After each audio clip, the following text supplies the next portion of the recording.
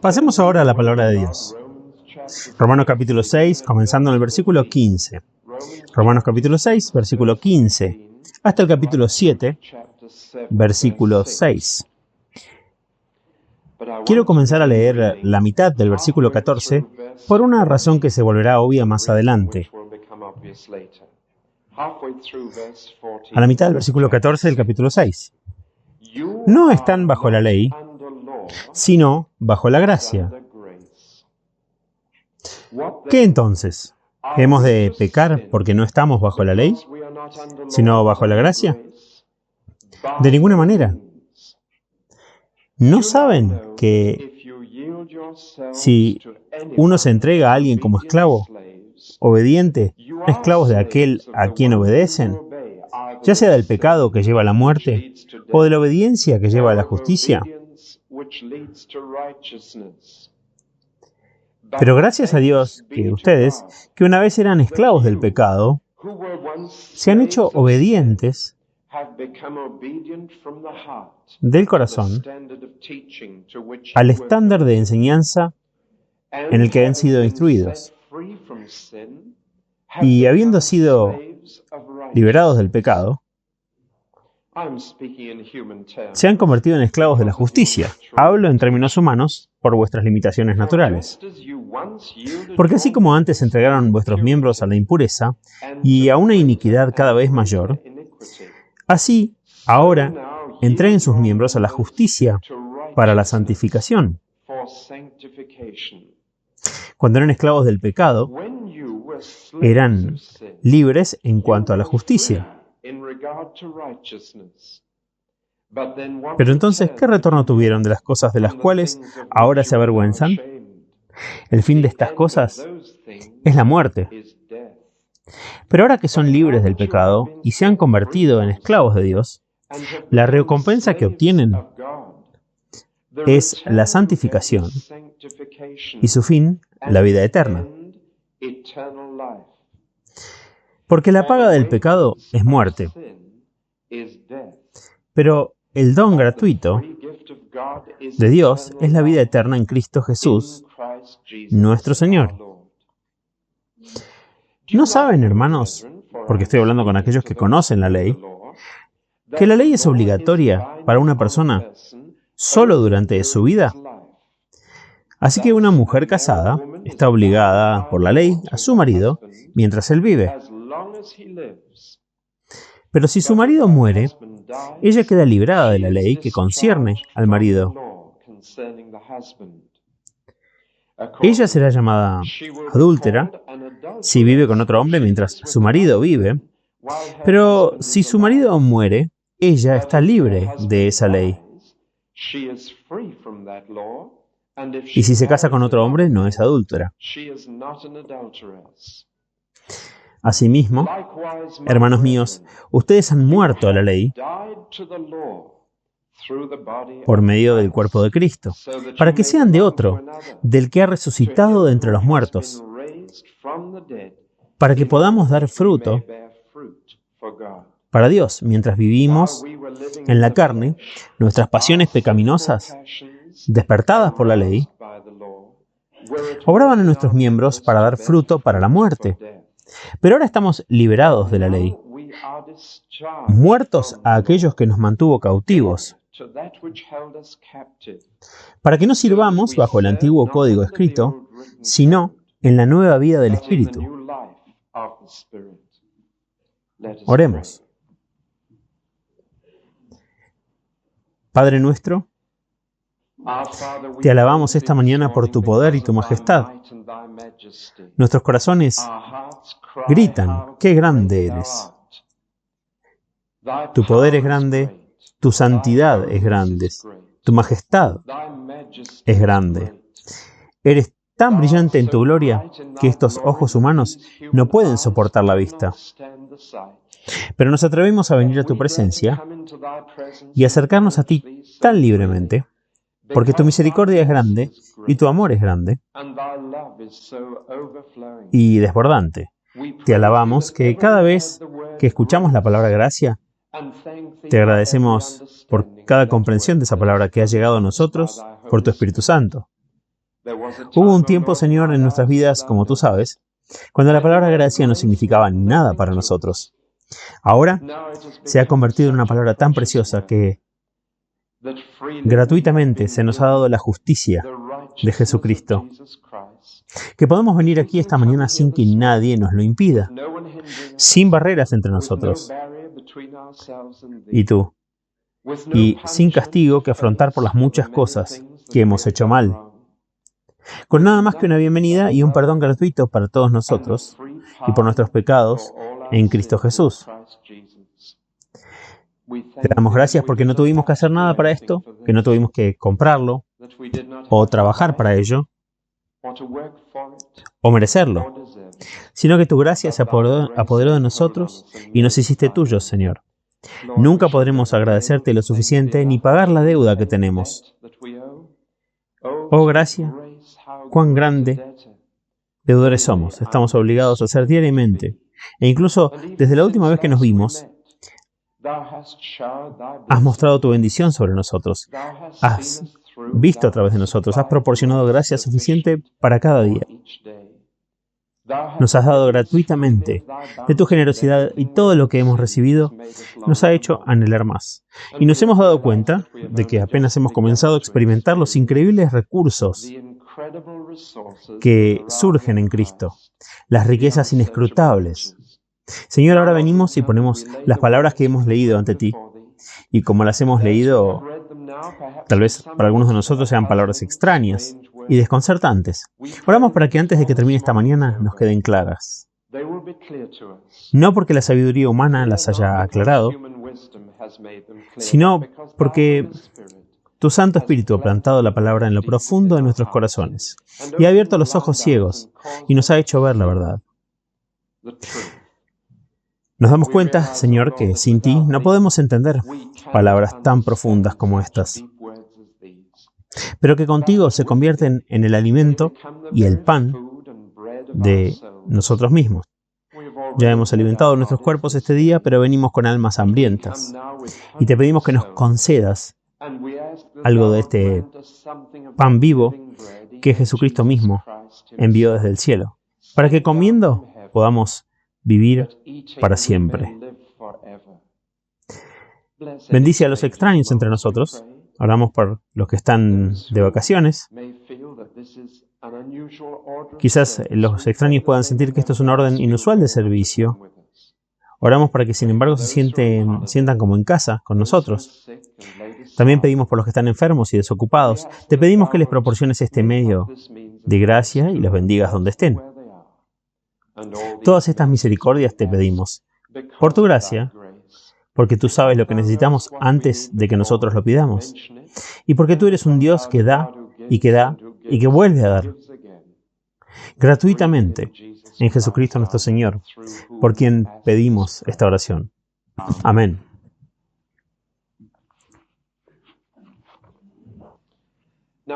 Recordarán que hace 15 días comencé diciendo que el único ejercicio que algunas personas hacen es sacar conclusiones precipitadas, y no siempre las conclusiones correctas. En esta sección de la carta de Pablo a los Romanos, él está tratando con conclusiones equivocadas, personas que no piensan con claridad, personas que escuchan la predicación cristiana y se van y la tuercen en sus mentes y sacan conclusiones equivocadas. Y por lo tanto viven vidas equivocadas.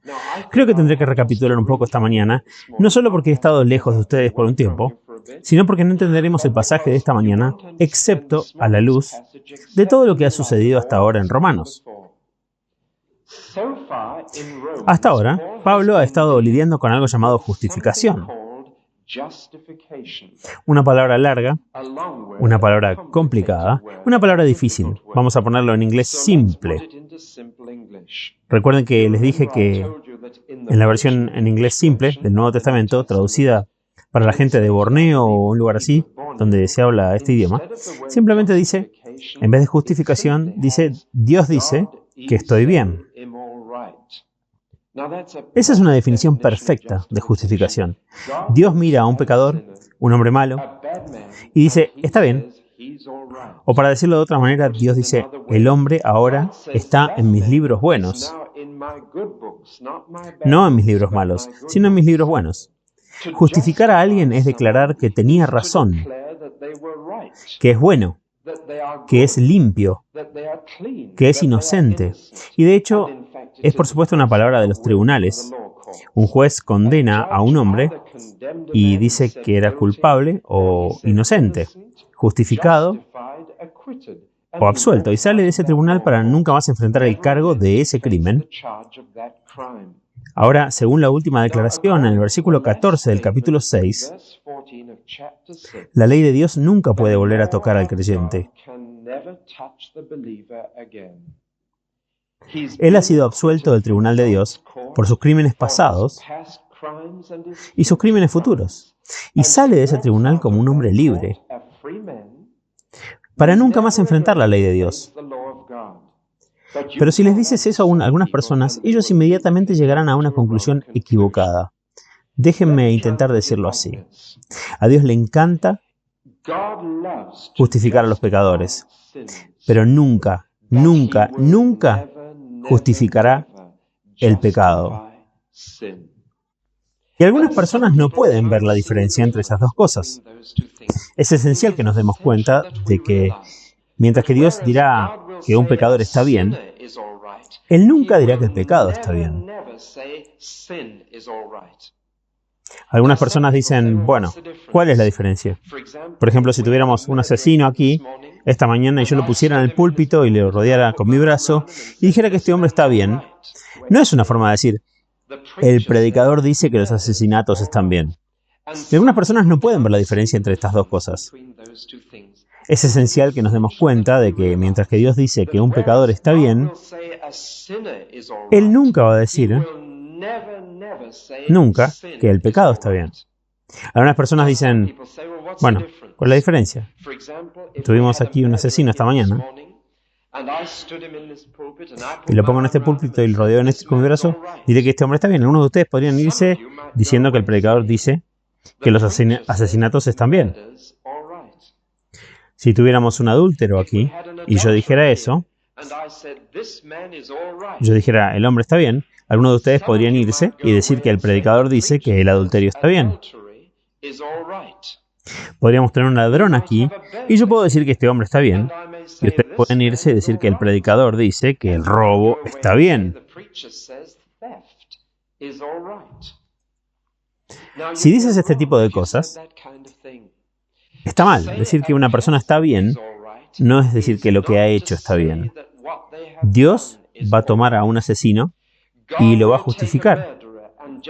Dios tomará a un adúltero y lo justificará. Dios tomará a un ladrón y lo justificará. Y Pablo, escribiendo a los Corintios, dice, algunos de ustedes eran asesinos, otros eran adúlteros, y algunos de ustedes robaban. Y sin embargo Dios los ha justificado. Los ha declarado rectos. Los ha incluido en sus buenos libros. Es completamente erróneo suponer de eso que el asesinato está bien, que el adulterio está bien, o que el robo está bien, que el pecado está bien. La última vez, hace 15 días, estudiamos uno de los argumentos que usa la gente para justificar el pecado. Pablo habló a lo largo de los capítulos anteriores de cómo Dios, en su gracia y misericordia, justifica a un pecador y dice del hombre que no importa cuántas veces se haya violado la ley de Dios, cuántas veces pecó, ese hombre está bien, viene al cielo. Es inocente ante mis ojos. Mi ley no puede tocarlo. Y entonces la gente empezó a decir, bueno, está bien. Significa que podemos irnos y pecar. Eso es genial. Significa que el pecado no importa. Dios dice que un pecador está bien, entonces Él está obligado a decir que el pecado está bien. Y puedo seguir viviendo como quiera. Ser libre de hacer lo que quiera. Ahora soy libre de violar la ley. Es casi como si alguien te diera... que un policía viniera y se te acercara y te diera una hoja de papel que decía que de ahora en adelante ya no estarías sujeto a ninguna de las leyes de tránsito de esta tierra. No te llevaría a un tribunal por exceso de velocidad o por conducir en el lado equivocado de la carretera o por conducir de manera peligrosa o por cualquier cosa por el estilo. Le dieron una tarjeta que decía que ya no estaba bajo la ley. Entonces, él podría decir que en su mente, que está bien.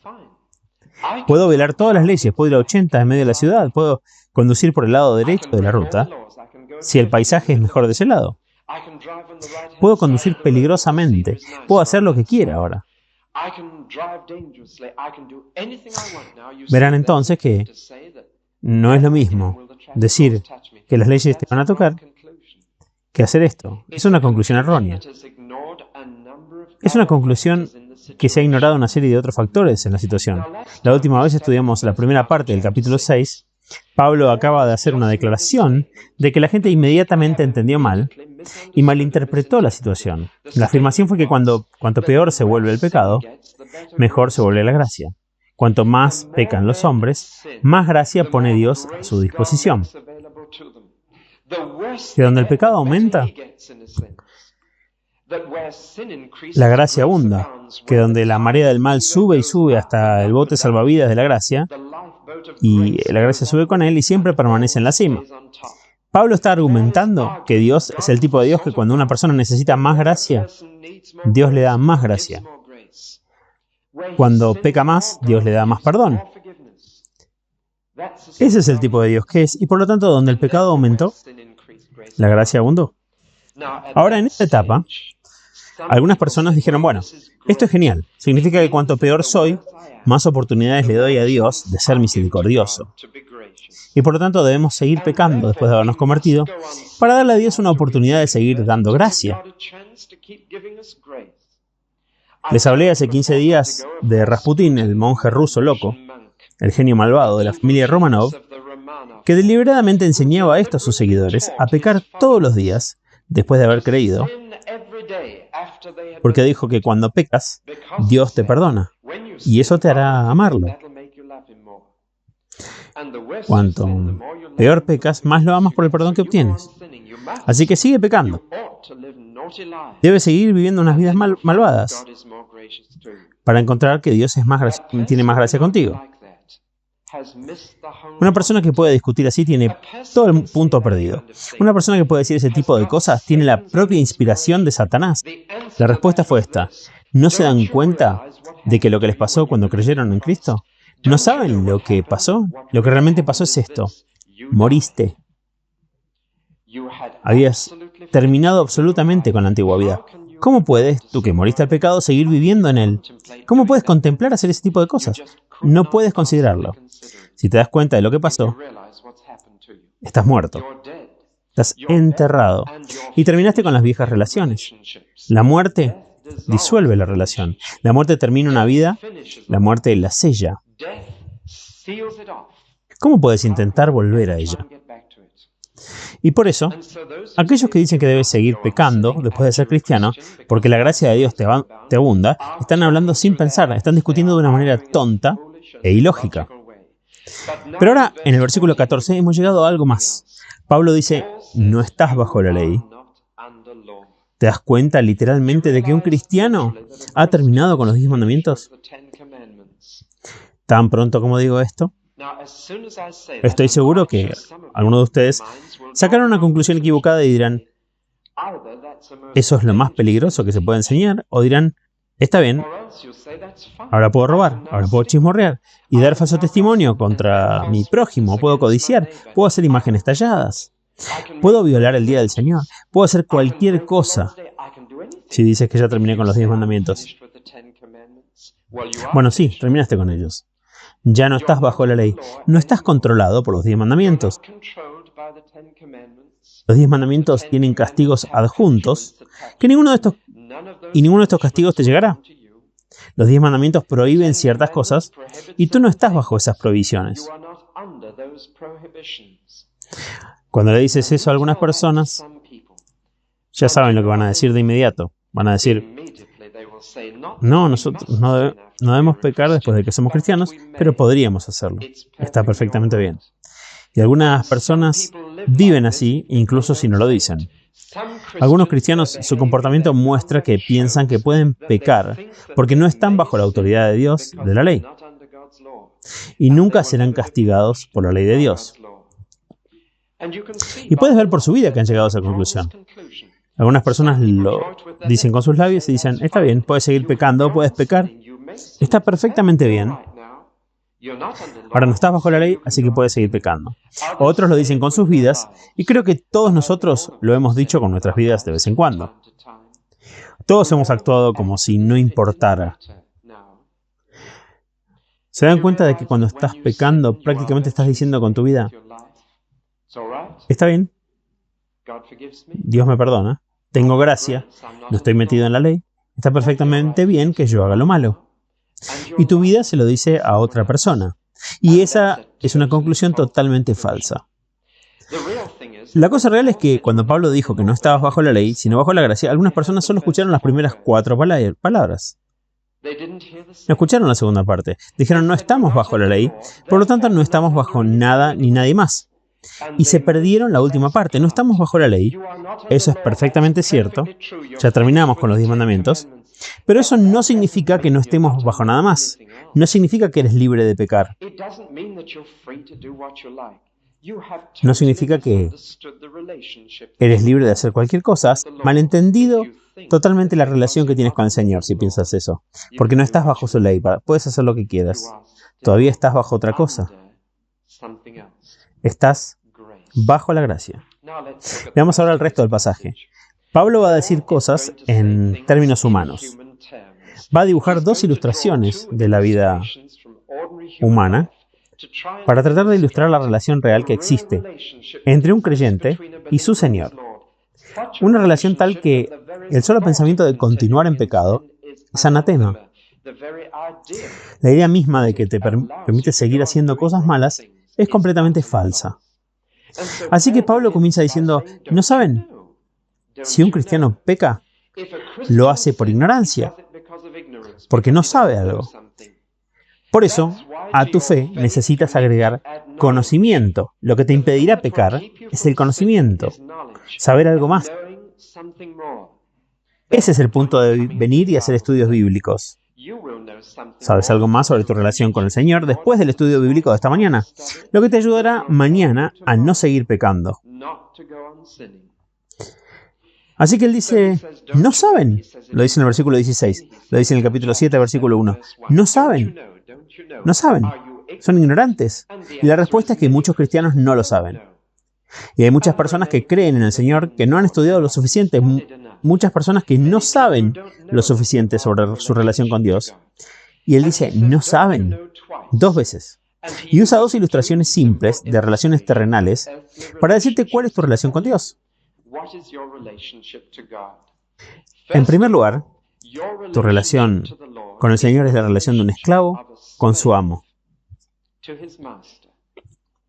En segundo lugar, tu relación con el Señor es la relación de una esposa con su marido. Y muchas veces, en el Nuevo Testamento, los cristianos son descritos en términos de esclavitud y en términos de matrimonio. Una de estas analogías no la entendemos hoy, porque no vivimos en un país donde hay esclavos.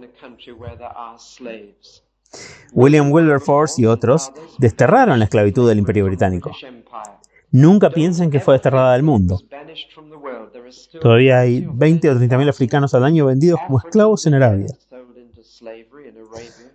Vimos a los Dars árabes que aparecen en la costa árabe con esclavos a bordo. Las Naciones Unidas han tratado de erradicarlo en Arabia Saudita, pero no pueden. El rey Saúd todavía lo apoya y continúa la esclavitud. Todavía es algo que existe en nuestro mundo. Yo crecí con la impresión de que William Wilberforce lo había desterrado todo. Pero quedó en una pequeña parte del mundo, consiguió su abolición, y no hace mucho tampoco. Hace mucho que los empresarios británicos lucharon para mantener la esclavitud en existencia. Pero cuando volvemos al Imperio Romano, ¿saben que había 60 millones de esclavos en el imperio? 60 millones. Una persona de cada 3 era esclava. Y me pregunto si se dan cuenta de lo que significa la esclavitud. Voy a intentar describírselos. Significa que no tenías absolutamente ningún derecho sobre ti mismo. sea cual sea. Tu dueño, tu amo, a quien tenías que dirigirte con la palabra Señor, tu Señor tenía derecho absoluto a cada parte de tu vida. No solo a tus horas de trabajo, sino a cada minuto, hasta cuando dormías. Tu Señor tenía derecho a matarte. El Señor tenía derecho a hacer contigo lo que quisiera. Y el ciudadano romano nunca podría ser llevado ante un tribunal romano por hacerle algo a su esclavo.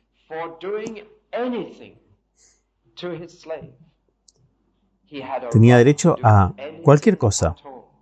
En otras palabras, el esclavo pertenecía totalmente al amo, a su señor. No tenía nada que pudiera llamar suyo, ninguna propiedad, ni tiempo, ni talento, ni energía. Todo le pertenecía a su señor. Era un esclavo, era una bestia, tratado como un animal, era una cosa tratada como una herramienta, y cuando un esclavo se cansaba y quedaba demasiado viejo, el amo solamente lo dejaba morir, dejándolo sin comida, porque era una herramienta gastada, inútil. Y cuando el pobre esclavo moría, el amo no podía ser llevado ante un tribunal por matar de hambre a un hombre. Tenía derecho a hacerlo. Ahora que pinté un cuadro negro, déjeme agregar que había algunos amos muy buenos, así como algunos muy malos. Algunos trataban a sus esclavos con la mayor consideración. Algunos eran muy amables con sus esclavos y les tenían mucho cariño. ¿Recuerdan al centurión romano que envió a buscar a Jesús porque uno de sus esclavos estaba enfermo? Algunos amos eran muy amables y buenos. Y por lo tanto, si podías encontrar un buen amo, estabas muy bien. Tenías seguridad, tenías atención, tenías cuidados. Y le dabas todo al Señor. Te dabas todo tú y Él te cuidaba. Así que variaba. Algunos esclavos estaban en una condición miserable, algunos estaban muy bien. Permítame describir primero la forma de llegar a la esclavitud y luego las formas de salir de ella. ¿Cómo llegabas a la esclavitud? Bueno, podías nacer esclavo, podías ser secuestrado y forzado a ser esclavo, pero había una tercera opción, y esta es la imagen detrás de este pasaje. Podías elegir venderte.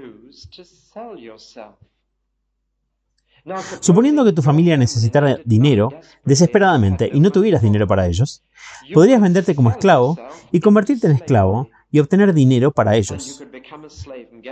Y muchos miles de personas eligieron convertirse en esclavos, aunque no lo crean. Pero aquellos que no podían encontrar trabajo, aquellos que no tenían un techo sobre sus cabezas, aquellos que no tenían nada que comer, y aquellos que tenían una familia que dependía de ellos, muy a menudo elegían ser esclavos, deliberadamente. Acudían a alguien y le decían, bueno, ¿puedo ser tu esclavo? Y alguien pagaba el dinero y eran comprados y se convertían en esclavos. La persona, al hacer eso, renunciaba a todos los derechos que tenía y se convertía en posesión exclusiva de otra persona. Ahora estamos en nuestro pasaje. Les digo las dos formas de salir de la esclavitud antes de irnos. Había dos o tres formas de salir de la esclavitud. Una era la muerte. Por eso los esclavos cantaban tanto sobre la muerte. Si alguna vez notan las canciones de Negro Espiritual, de los negros en Estados Unidos, todos hablan del cielo, yendo ahí. Cuando llegue al cielo me pondré mis zapatos. Hablaron y cantaron sobre el cielo, porque era la forma más segura de salir de la esclavitud. Morir. Pero había otras formas de comprar tu salida, si alguna vez conseguías suficiente dinero. ¿Pero dónde podía conseguir dinero un esclavo? Si estabas oprimido y tenías una vida dura como esclavo, la única esperanza que tenías era que alguien más te comprara, que fuera un amo más fácil, y esa era tu esperanza. Que tu propio amo se cansara de ti. Te pondría en el mercado y un buen hombre podía venir y comprarte y cuidar de ti. Esa era tu esperanza. Miremos ahora el pasaje. Pablo dice, en primer lugar, ¿no se dan cuenta que cuando eligen un señor, se entregan exclusivamente a él? No tienes más derechos propios.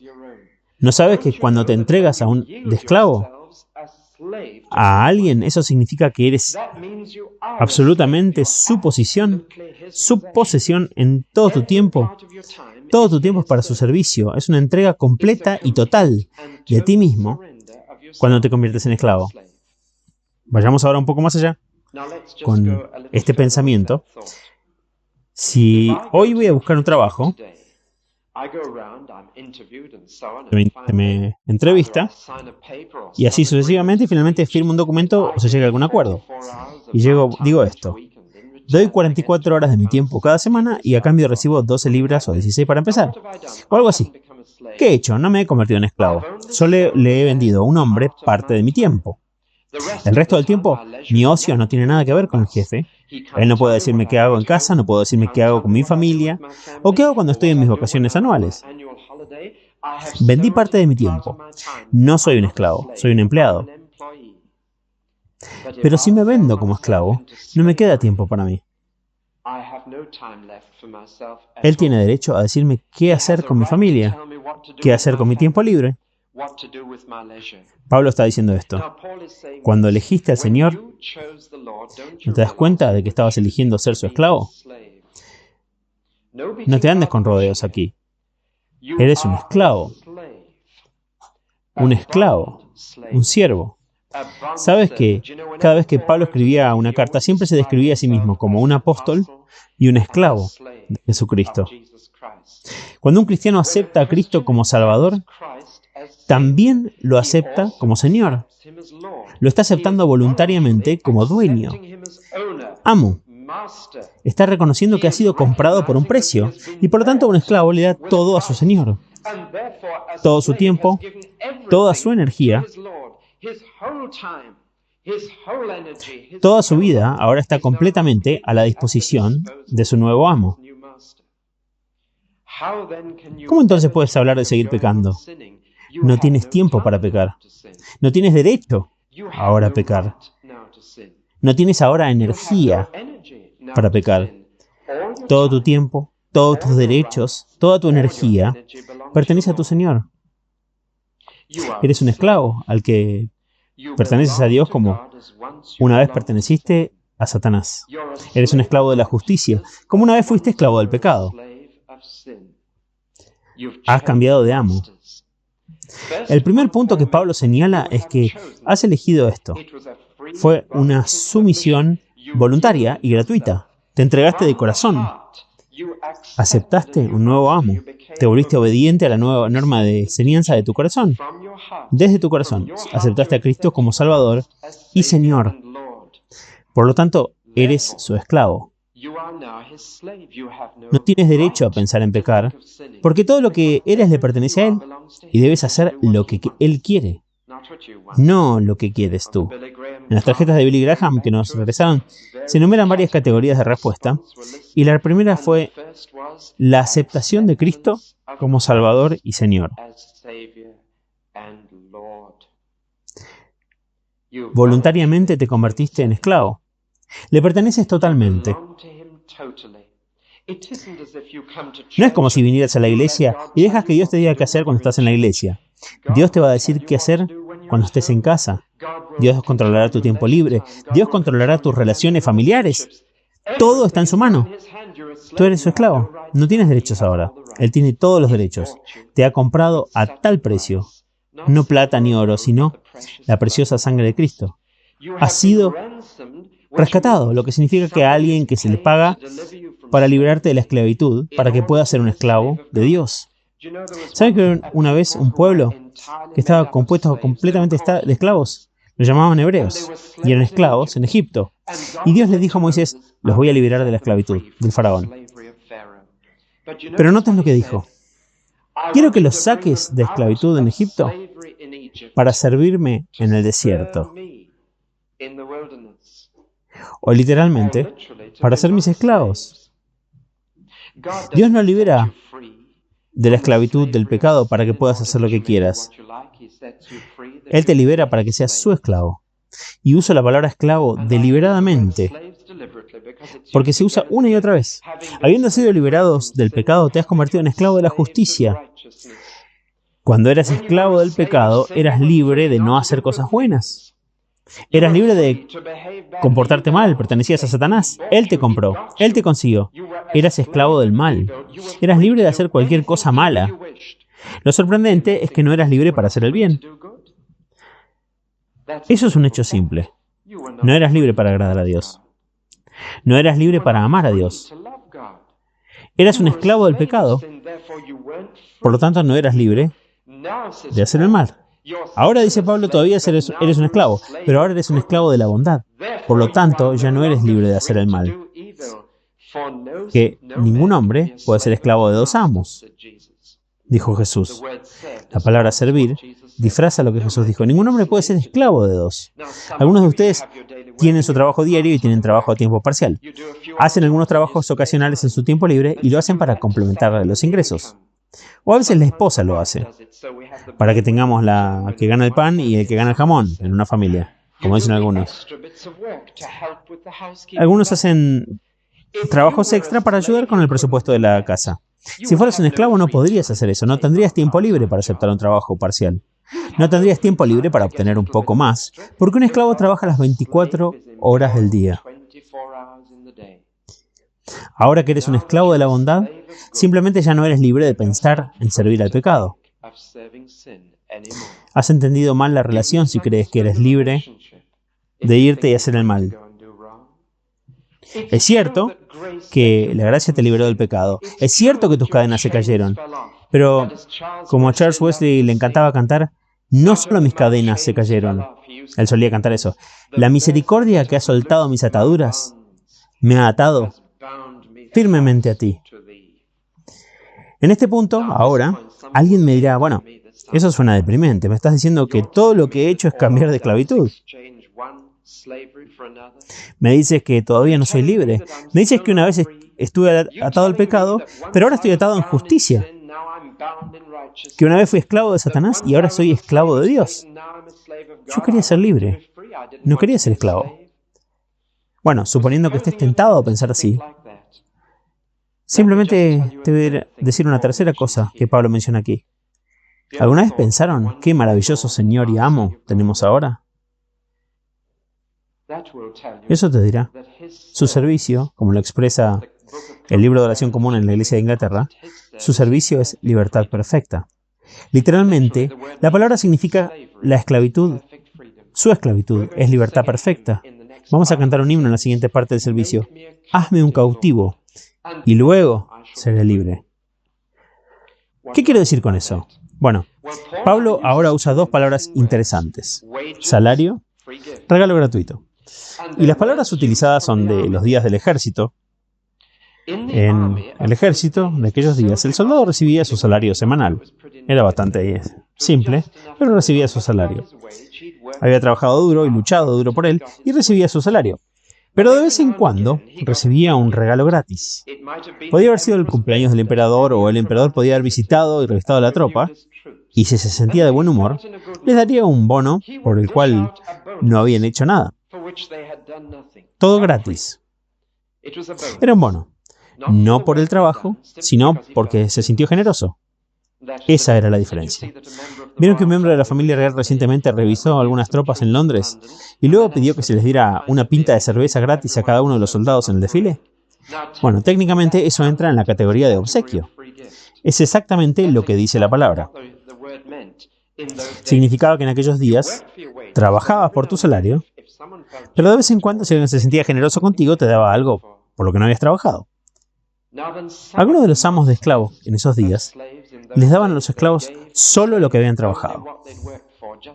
Trabajaban lo suficiente para vivir. Otros amos siempre daban cosas extra a sus esclavos. Siempre daban extra. Siempre daban a los esclavos. Pablo dice, ¿para qué amo preferirías trabajar? Cuando eras esclavo del pecado recibías tu salario, nada más.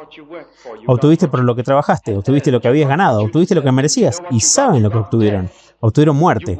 Trabajaste y el trabajo te llevó a la muerte. ¿Saben que la edad promedio de un esclavo en el Imperio Romano era de alrededor de 30 años? Rara vez sobrevivían más de 30 años. Muchos de sus amos los trabajaban hasta la muerte. Pablo dice que cuando eras esclavo del pecado te trabajaba hasta la muerte. Eso es lo que te pagaban. He conocido gente que ha matado sus cuerpos a través del pecado y están en una tumba prematura debido a su pecado. He conocido personas que han matado sus mentes, cuyas mentes están muertas.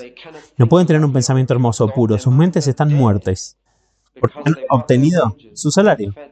Han alimentado sus mentes con cosas tan sucias que los han matado. Conozco a otros cuyos espíritus están muertos, no pueden conseguir nada en la iglesia, no pueden sentir la presencia de Dios entre su pueblo. Están muertos. Ese es el salario que reciben. El pecado es un amo duro, siempre paga su salario, y la recompensa es realmente amarga. Pero cuando fuiste liberado de Satanás y te convertiste en esclavo de Dios, ¿qué pasó? Tienes un amo que siempre da cosas gratis. Te regalas cosas que no merecías, cosas por las que no trabajaste. Él es un maestro maravilloso. Y el regalo más grande de todos que te dio, por el cual nunca trabajaste, te lo dio antes aún de que trabajaras hoy para Él. Te dio vida eterna en Cristo Jesús, nuestro Señor, como un regalo. No dijo, si trabajas duro para mí durante 30 años, te daré la vida eterna. Dijo, quiero comenzar nuestra relación con un regalo para ti. Nos dio un regalo. ¿Qué amo que es? ¿Prefieres trabajar para Él? Porque tienes que ser un esclavo de alguien en este mundo. Nunca te engañes pensando que puedes ser libre. No puedes ser libre. Conozco hombres que dicen que son libres y que están en las garras de los malos hábitos. Están en las garras del mal. Son esclavos de ello y no pueden romper las cadenas. Dicen que son libres. No te engañes, no existe la libertad en este mundo. La única libertad que disfrutarás es cuando has estado obligado a un nuevo amo y te conviertes en esclavo de la justicia. Cuando entiendes esta relación, nunca se te ocurrirá decir que está bien que yo peque. No es porque le estarías robando a tu maestro, a tu amo, el tiempo al que él tiene derecho. Darle algo de tu tiempo y energía al mal es robarle a tu amo. Es robar. Eres un esclavo. Todo lo que eres le pertenece. Él es tu Señor. Y cuando lo llamas Señor, estás diciendo, soy tu esclavo. Estoy atado. Todo lo que soy y tengo te pertenece. Todo. ¿Cómo entonces podrías alguna vez entregar tus miembros a la impureza y a la iniquidad? Dice Pablo. Ahora entregas tus miembros a la justicia. Eres un esclavo de la bondad. ¿No es un pensamiento maravilloso? No tienes tiempo ni energía para nada más. Solamente cosas buenas. Eres un esclavo de Dios. No malinterpreten la relación, ¿verdad? Él te compró. Has cambiado de amo. Pero Él es un amo maravilloso. Él no piensa en términos de salario, piensa en términos de La segunda relación, no solo soy esclavo de un amo, sino que soy la esposa de un marido. Es otra ilustración humana común y corriente, y algo que entendemos muy bien. Una vez más, Pablo está diciendo que cuando eliges un marido, es un compromiso total.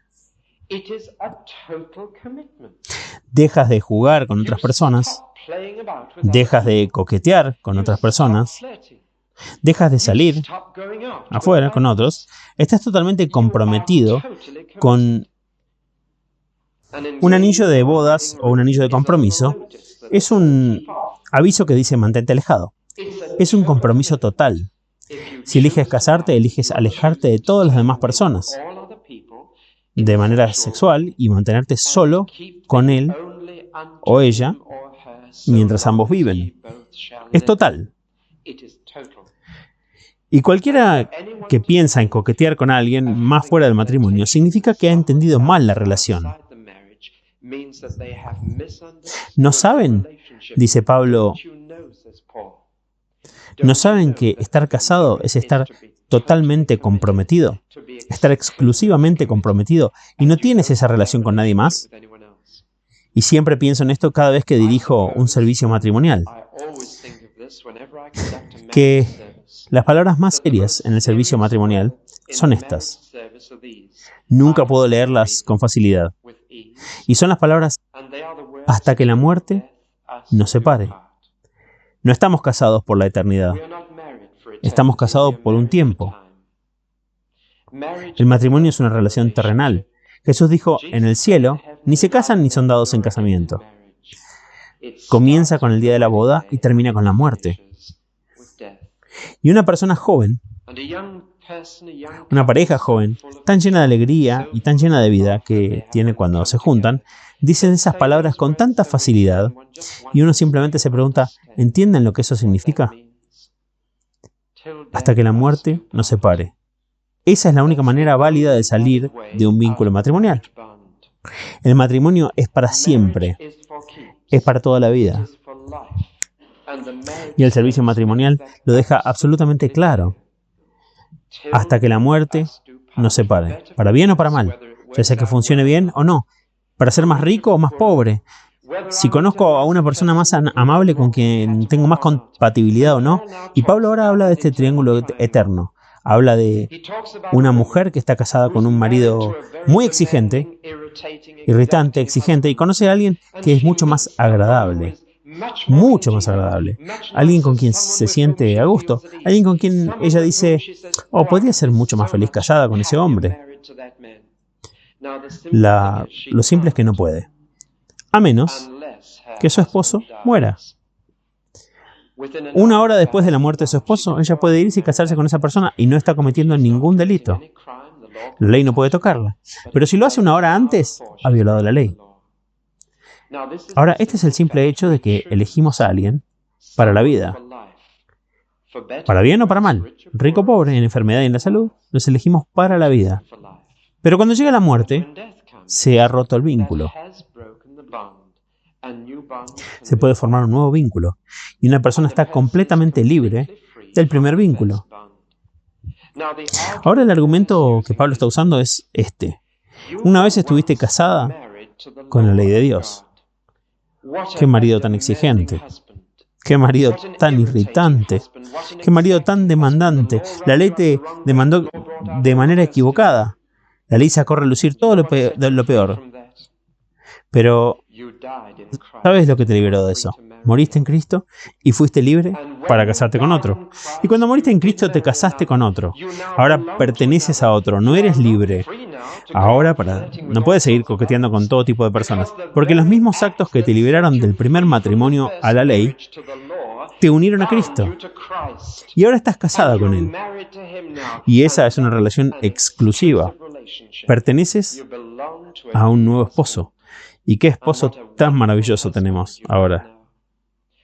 La iglesia es la novia de Cristo. Y Cristo ama a su novia, la aprecia, la valora. Él quiere presentársela impecable ante Él. Tenemos un marido maravilloso. Cuando te conviertes en creyente, has terminado con la ley. Estás muerto para ese vínculo. Se ha ido, ese vínculo se ha disuelto. Estás casada con Jesucristo y le perteneces exclusivamente a Él. Y si una esposa dice, ahora soy libre de salir con otros hombres, ella entendió mal. Está casada de nuevo. Y cuando un cristiano dice, puedo pecar ahora porque soy libre de la ley, este cristiano se equivoca en pensar eso. Está casado. Pertenece a un nuevo esposo y son posesión total de ese esposo. Y abandonando a todos los demás, el creyente se conserva solo para Él.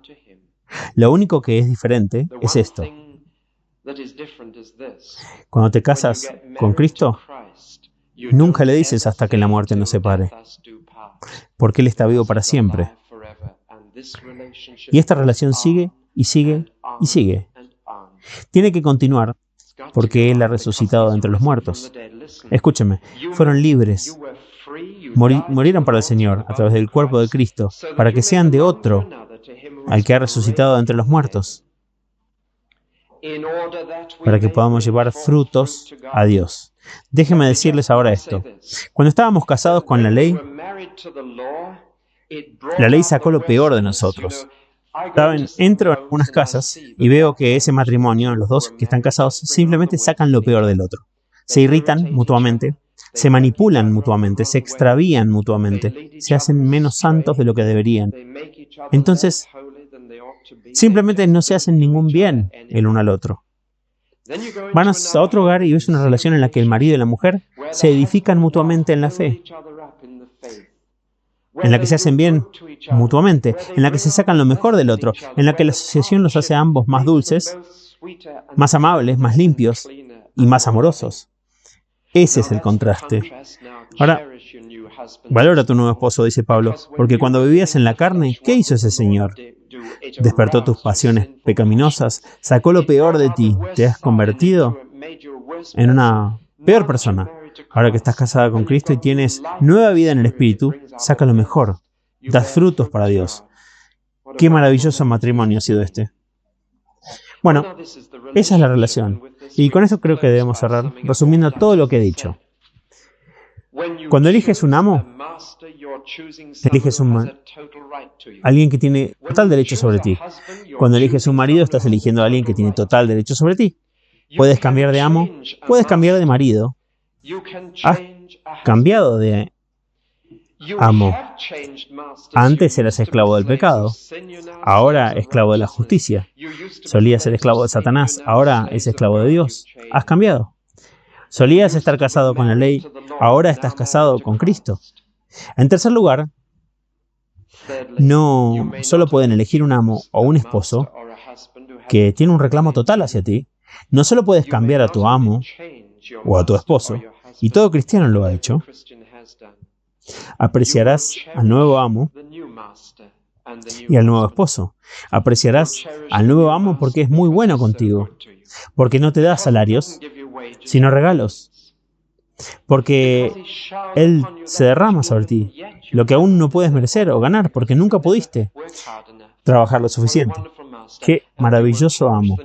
Y apreciarás al nuevo esposo porque, de alguna manera, casarte con Cristo por la eternidad te hace una mejor persona. Saca lo bueno en ti. No son tus pasiones pecaminosas, sino tus buenos deseos. Todas tus esperanzas y aspiraciones florecen en esta relación. Ahora les pregunto, ¿cómo puede alguien que ha elegido deliberadamente a Cristo como su Señor, su esposo, cómo puede hablar alguna vez de coquetear con el pecado? ¿Cómo puede considerar volver con su antiguo amo? ¿Cómo pueden tener una aventura con su ex marido? No estás bajo la ley. Has terminado con el pecado. Has sido librado tanto de las ataduras que te ataban al pecado como de la ley y roto para siempre. Y los lazos que se rompieron te han atado fuertemente a Cristo. ¿Es un cristiano libre? En un sentido, sí. Está libre de la ley y libre del pecado. Pero en otro sentido, no. Está atado a Cristo. ¿Puedo decirlo de esta manera? Y si se olvidan de todo lo que dije esta mañana, recuerden esta oración. Un cristiano está libre del pecado, no libre para pecar. ¿Ya ven la diferencia? Él está libre del pecado, pero no está libre para pecar. Eso es un malentendido. Podemos ver el malentendido siempre. Pablo dijo, no estás bajo la ley. Y la gente dijo, está bien, podemos romperla. Podemos pecar, podemos hacer cosas malas, no importa. Pero solo un minuto, no habían escuchado el resto de la oración. Pablo dice, no estás bajo la ley, pero sí estás bajo gracia. Estás bajo gracia. La gracia es tu nuevo amo. El Señor es tu nuevo amo. El Señor es tu nuevo marido. Estás bajo Él. No eres libre de pecar. Puedo decirlo de manera muy simple. Para terminar, dos chicas se encuentran en la calle y ambas trabajan en la misma fábrica algunos meses antes. Y una le dijo a la otra, ¿dónde estás trabajando ahora? La otra le dijo, no estoy trabajando. Estoy casada. Creo que es cierto. Mi esposa trabaja más horas ahora que antes de que estuviéramos casados. Mucho más tiempo. Y ahora tenemos un llamado total sobre ella. El jefe nunca se despierta llorando en medio de la noche llamándola. Sus hijos lo hacen. La familia tiene un llamado. No estoy trabajando. Ella no está mirando un reloj. Ahora, no tiene un jefe para decirle, vamos, otros 5 minutos antes de terminar. Ella tenía un marido así. Así que tendría un marido siguiendo el reloj ahora y termina temprano. Y sin embargo, en este trabajo, está libre de un tipo de obligación, pero está atado a otro. Pero es la diferencia entre servir a una autoridad externa y una interna. Pablo dice, ya no está sirviendo bajo el antiguo código escrito, sino a través de una nueva vida en el Espíritu. No estoy trabajando, estoy casado. Todavía queda el trabajo, todavía existe el vínculo, todavía existe la obligación. Pero es una obligación que surge del corazón. No es una obligación que se impone desde afuera. Esa es la diferencia. Y por eso Pablo dice, has llegado a ser obediente de corazón a la nueva norma de enseñanza a la cual fuiste entregada. ¿Saben que un cristiano tiene un estándar más estricto que los 10 mandamientos? Estrictos. Los 10 mandamientos acaban de decir, no mates. El estándar cristiano dice, no te enojes. No desees la muerte de nadie. Los 10 mandamientos dicen, no cometes adulterio. El estándar cristiano dice, ni siquiera lo pienses. Es un estándar aún más estricto. Pero la diferencia es que viene de dentro, no de afuera. Es una unción del corazón. Una unión con un nuevo amo y un nuevo esposo. Y uno simplemente anhela darle todo lo que tiene derecho. Y por lo tanto la esposa no suma las horas de trabajo. Aunque trabaja más horas que nunca. Porque aunque el matrimonio la liberó del jefe, la unió a otra persona con un vínculo mucho más profundo. El vínculo del corazón. ¿Lo deja claro? Si Cristo te libró del pecado y te libró de los 10 mandamientos, no significa que eres libre de hacer lo que quieras ahora. Estás atado como esclavo a un nuevo amo. Como una esposa a un nuevo esposo. Pero qué amo y qué maravilloso esposo. Oremos. Nuestro Dios misericordioso, impídenos de pensar alguna vez que no importa si pecamos. Concédenos darnos cuenta plenamente de la relación que tenemos realmente con el Señor, para darnos cuenta de que tú tienes el derecho total sobre todo lo que tenemos y somos, para poder cantar desde nuestro corazón, la misericordia que ha soltado mis ataduras, me ha atado firmemente a ti. Te lo pedimos en el nombre de aquel que es nuestro amo y nuestro esposo, Jesucristo, nuestro Señor. Amén.